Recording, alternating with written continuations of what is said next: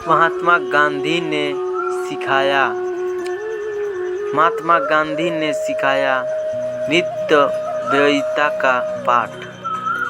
Mahatma Gandhi party के कार्य के सिलसिले में प्राय यात्राएं किया करते थे जो देश की स्वतंत्रता के उद्देश्य को लेकर होती थी। एक बार गांधी जी ऐसे ही किसी कार्य से इलाहाबाद आए और पंडित मोतीलाल नेहरू के निवास स्थान आनंद भवन में ठहरे। नेहरू परिवार ने इसे अत्यंत सौभाग्य का विषय माना और गांधी जी का आत्मीयता से परिपूर्ण सत्कार किया। गांधी जी रात्रि विश्राम के बाद जब सुबह उठे तो नित्य कर्म से निवृत्त होकर हाथ मुंह धोए। इसके बाद वे पानी लेकर कुल्ला करने लगे। इसी दौरान पंडित जवाहरलाल नेहरू आ गए और उनसे किसी विषय पर बातचीत करने लगे। कुल्ला करते करते गांधी जी का पानी खत्म हो गया। इससे उनका मन कुछ उखड़ गया और बातचीत में ही रुक गई।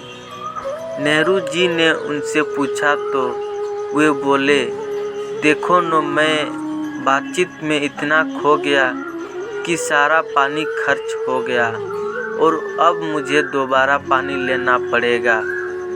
नेहरू जी उनकी बात सुनकर हंसते हुए बोले, बस इतनी सी बात है, यहाँ तो गंगा और यमुना दोनों ही बहती है, जितना चाहे उतना पानी इस्तेमाल कीजिए। गांधी जी ने कहा, गंगा और यमुना अकेले मेरे लिए तो नहीं बहती है। प्रकृति में कोई चीज़ कितनी ही मात्रा में क्यों न हो उपलब्ध हो, किंतु मनुष्य को अपने लिए उतनी ही मात्रा में उससे लेना चाहिए जितना अनिवार्य हो। मितव्ययिता से किसी भी वस्तु का उपयोग करने पर आगे की पीढ़ियों के लिए वह संग्रहित रहती है और इस प्रकार वह समाज की अधिकतम आवश्यकताओं की पूर्ति करती है। सार यह है कि मितव्ययिता को अपनाकर समाज कल्याण के सपने को साकार किया जा सकता है। गांधी जी का जन्मदिन था। प्रतिदिन की भांति संध्या के समय प्रार्थना सभा हुई।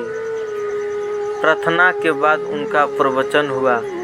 अंत में गांधी जी ने पूछा, आज यह घी का दीपक किसने जलाया है?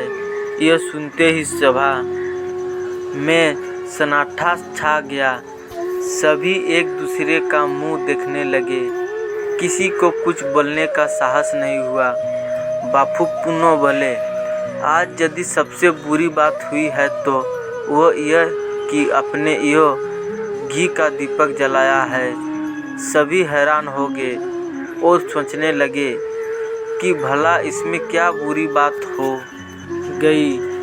कुछ देर रुककर बापू बोले, कस्तूरबा, तुम इतने समय से मेरी जीवन संगिनी हो, फिर भी कुछ नहीं सीख पाई।